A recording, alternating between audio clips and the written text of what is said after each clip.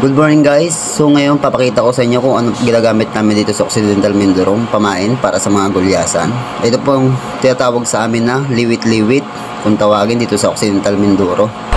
Ewan ko lang sa ibang lugar kung anong tawag yan. Kung ano pong tawag yan, please comment naman po kung anong tawag nyo sa pamain na yan. Basta sa amin ang tawag dito ay liwit-liwit, mabisang panghuli ng gulyasan.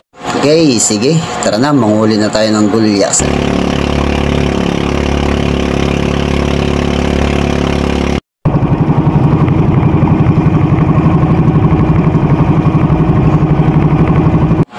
At dito nga guys, kung mapapansin nyo, kinain na agad.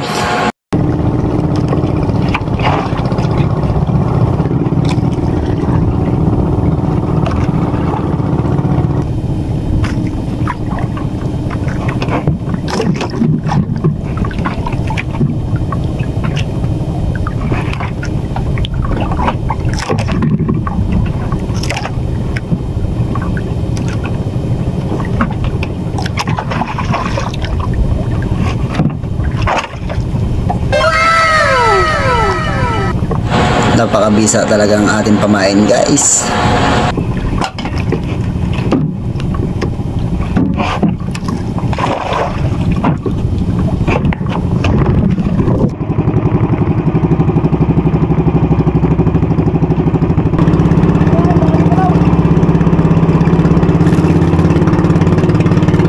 At dito nga, hindi katagalan, kinain na naman ang ating pamain na liwit-liwit. Ay siya, kung ako sa inyo guys, ito na ang piliin yung pamain para sa mga gulyasan. Napakatuling kainan yan. Kumain eh. Tamis daw.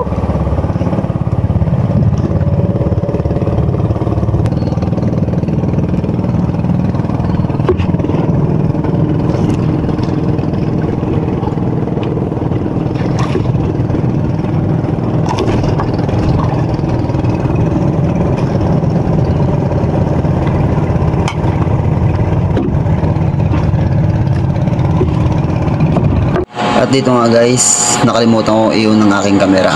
Kaya kung mapapansin nyo, bumabatak na agad ako ng isda. Pero tara, panoorin pa rin natin guys.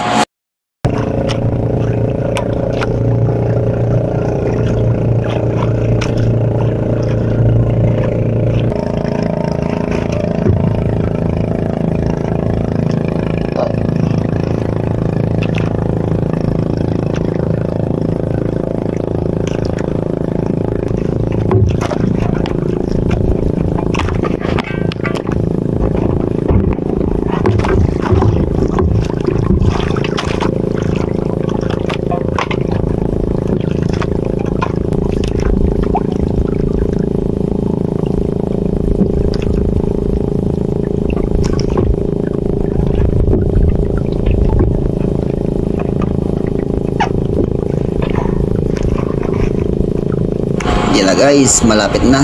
Nasa lagaw na. Napakalaki na ito guys.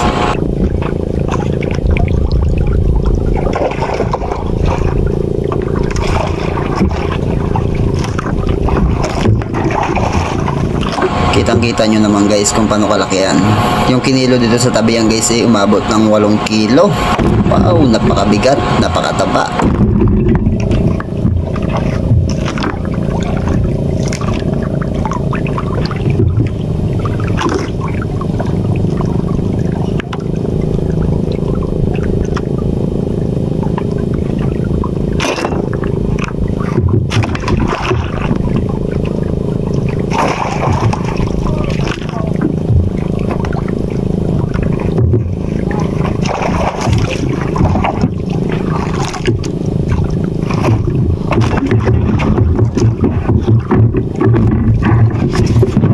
So hanggang dito na lang muna ang ating vlog guys. Sana nasiyahan kayo.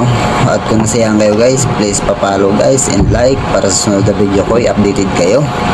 Maraming salamat po sa inyo.